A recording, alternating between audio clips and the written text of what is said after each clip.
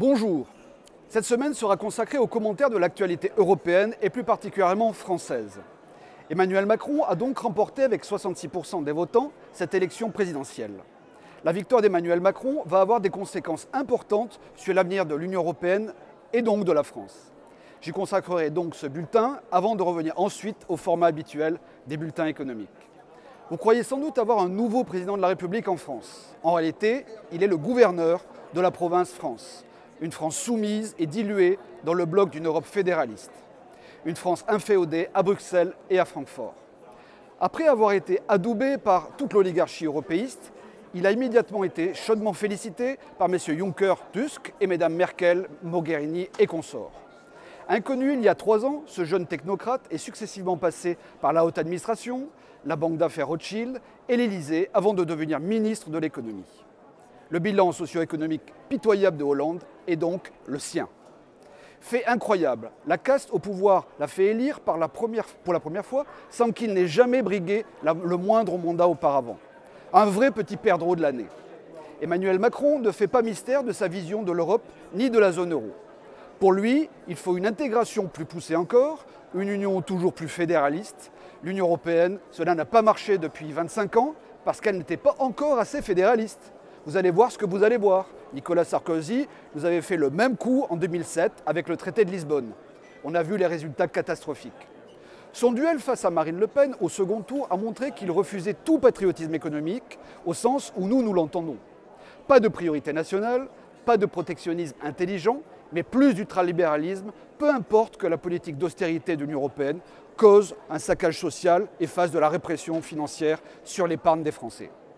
Son premier déplacement officiel est déjà annoncé. Il ira prêter allégeance à la chancelière allemande, Angela Merkel, tout un symbole.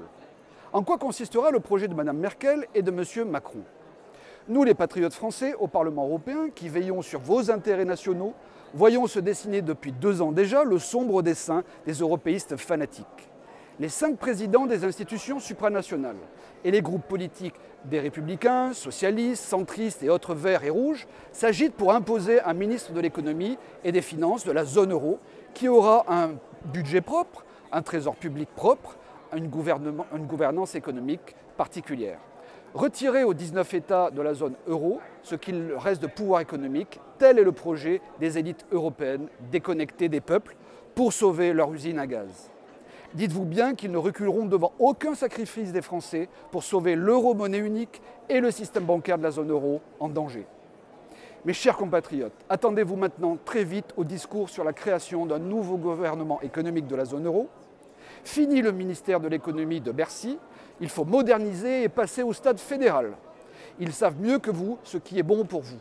Hélas, vous verrez que cette folie amènera notre pays dans le chaos. Tout ceci pour quel résultat? Probablement pas pour plus d'emplois ni de croissance économique qu'aujourd'hui. Les élites européistes continuent de nous vendre l'euro et l'Union européenne comme les solutions à tous les problèmes qu'ils ont créés eux-mêmes. C'est à l'évidence suicidaire. Tôt ou tard, les Français n'échapperont pas à un débat sur cette question essentielle de leur indépendance économique.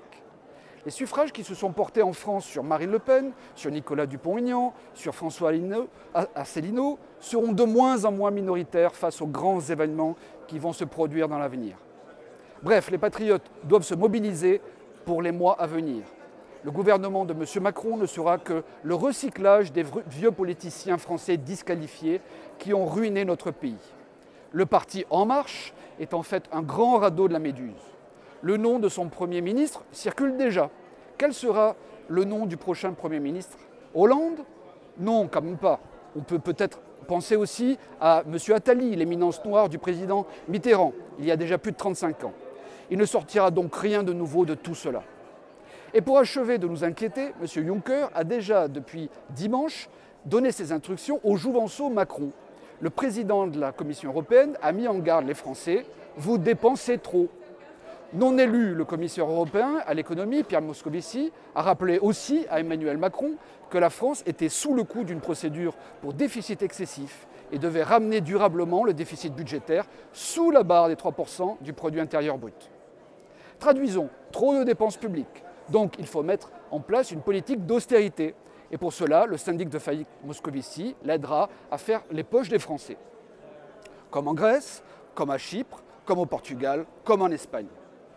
Sur le dialogue social, M. Macron en connaît aussi un rayon dans ce domaine. Lui qui s'est employé à démanteler le Code du travail à coup de 49.3. Il y a aussi une bonne expérience des privatisations, toujours au profit des investisseurs étrangers, de préférence américains ou chinois, comme celle des aéroports de Toulouse ou de Nice. Idem pour Alstom, fleuron industriel français, vendu aux Américains sans plus de remords. Cette grande braderie de l'économie ne fait que commencer. Tous ces pirates modernes vont dépecer les pépites françaises les unes après les autres.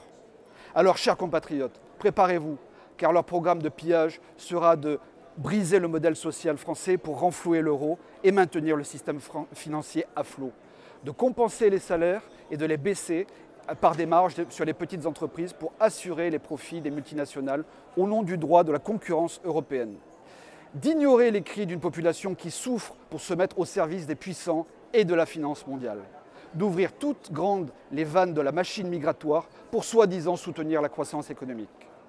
Car le seul but est de préserver les profits des lobbies mondiaux et les fortunes offshore des généreux donateurs du nouveau président.